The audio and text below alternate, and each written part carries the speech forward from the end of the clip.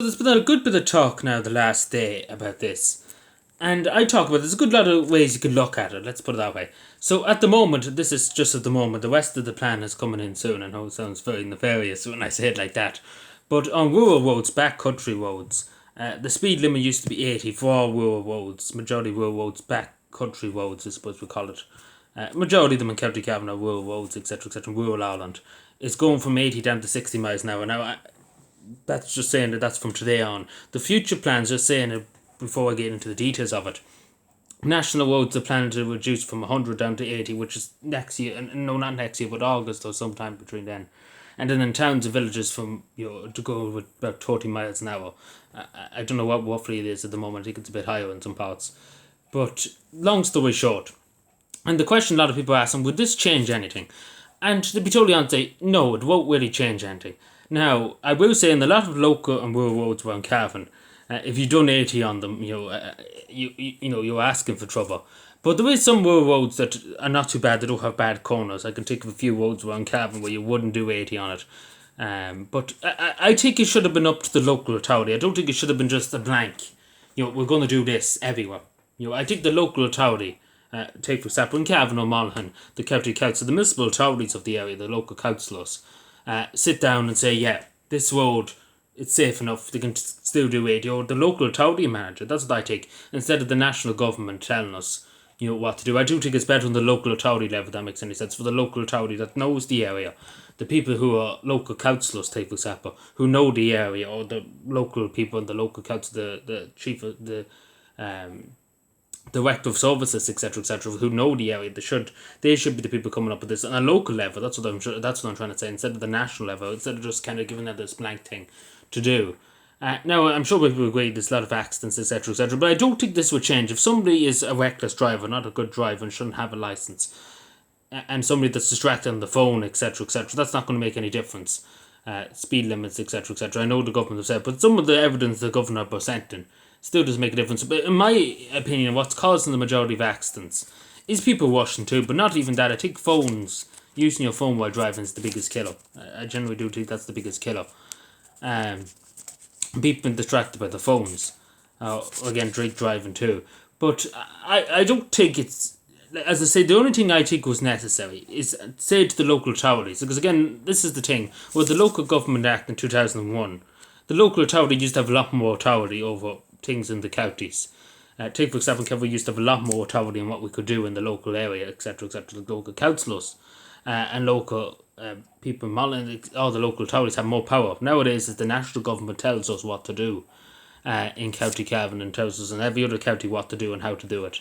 And I do think there should be a bit of an autonomy there with the local councillors and the local municipal authorities. I do think it's important because it's the local knowledge. Because the government in Dublin, they wouldn't have know a local road of the life dependent on it. We can see during the last storm. They don't give a shit about rural Ireland. At least the local councils and stuff are from the area. They know they've travelled the roads. They know it. Let's put that way. The people in Dublin don't have a fucking clue. They couldn't point out probably County Cavan on the map. These big civil servants sitting in places at the bottom of the tracks, but they couldn't tell you. They didn't know their ass from the elbow. Let's put it that way. So it's better, in my opinion, for the local authority. That's what that should have happened. And the local municipal authorities would do roads. Take for example, there's a road in Cavan. It's kind of influence. It's the Banyan, or even the Clonus road, just going down here from Butler's Bridge to Clonus. To be totally honest, that's a death trap. There's so many bad corners. There's been a good lot of accidents. You'd be mad if you were doing 80 on that or 100. You generally would be mad because there's some very narrow corners and the road is very narrow at some points. And it's pretty much a death trap at some areas of it. And you would need to kind of go very slow. And what I mean by that is about 30, because it is a very dangerous road. Like, it's very infamous for being very dangerous. And not even to mention just another road in Cavan is out there at the Ballinea Road into Cavan. There's a lot of tight corners near the stray sod out there. Pretty dangerous road with many accidents on it. Even the bypass here, going past Butler's Bridge, going to Bartobert, etc., there's been a lot of accidents there. To be told, they probably should look at that, reducing it there from the way will probably reduce to 80 kilometres, say next August or so, because there's 100 kilometres at the moment. I don't think 20 kilometres. To be totally honest, I don't know how you would enforce. Obviously, there's cameras there now, but I don't know. You get what I'm saying. But yeah, I don't see it making. It might make difference some way, a small way, some way. But I do think it was better for the local authorities to have the management over it than the national government. But I don't think it's going to make much difference because, as I say, 80 kilometres and it's going down to 6 kilometres, about 20 kilometres less. You can argue, but then again, if somebody's not wearing the seatbelt, this is the thing, and I don't think they've thought about all the facts behind it. If somebody's not wearing the seatbelt, which I encourage people to wear those seatbelts, of course, it's a life-saving tool. It's really the difference between life and death. But long story short, if you're travelling 60 and you still don't wear your seatbelt, and you could be flung out of the car regardless, it's them things, and it's about enforcement too. How do you enforce it? Because there's no point setting this too, and I suppose that's what I should start about. How do you enforce it? At the end of the day, because the majority of rural Ireland, this affects majority of rural Ireland. The Gardaí can't enforce the laws the state as is at the moment. So how are they going to do this now? Like, it's supposed to be on every rural road in the country. The majority of the time the guards are not on the rural roads because they're too busy doing that stuff because the lack of resource, etc., etc. But it's enforcement. There's no point, it's the same with bylaws and etc., etc. on Cavan. If you legal job, will come after you, etc., etc. In the majority of cases, that doesn't happen. The same with the dog shitting on footpaths, etc. So nothing ever done about that. But again, it's empty threats of being fined and being brought to court, etc. So, but never enforced. There's no point in having laws and etc. if they're never enforced. If there's just a fake threat, it might be enforced. People would just laugh at it and just ignore it, and that's what's probably going to happen here, unfortunately.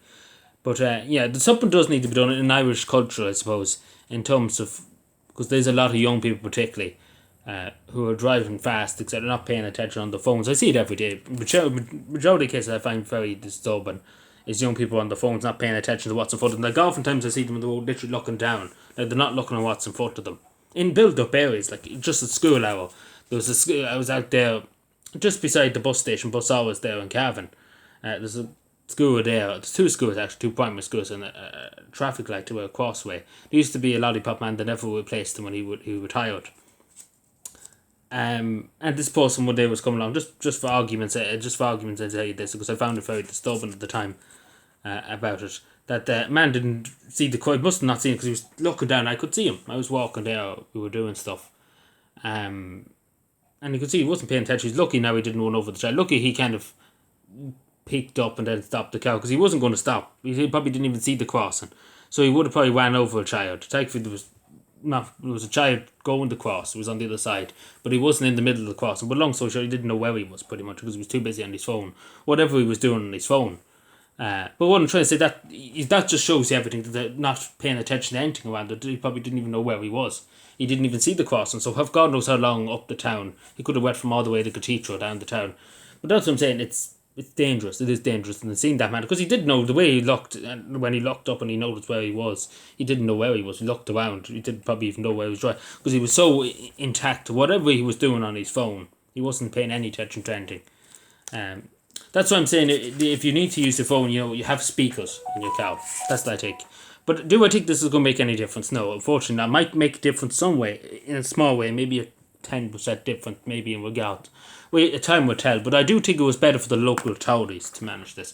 Because there is, and I'm sure people in Cavan would agree, there's roads I've just mentioned there. There's more that are death traps, If you go at the full speed, if you go 80 miles an hour on these roads, you will be killed. As simple as that. Because there's turns and there's bad corners, and it's just, some roads are just not designed well in Cavan.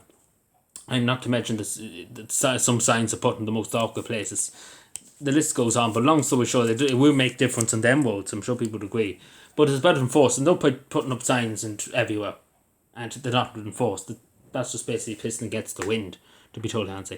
But we see. Hopefully we'll. I hope so, because again, we're losing too many people on the roads. There's about 100 people or so a year die, and I know that sounds probably a small number, but there's a lot. Particularly a lot of young people in their these early 20s, who have the whole life ahead of them. And then obviously some people are drinking and driving and taking the lives of innocent members of the public because they decide to drink and drive. But we see what happens. Please God, it makes a change some way, some small way. But anyway, thank you everyone. I appreciate you watching. And let me know what you think. Bye.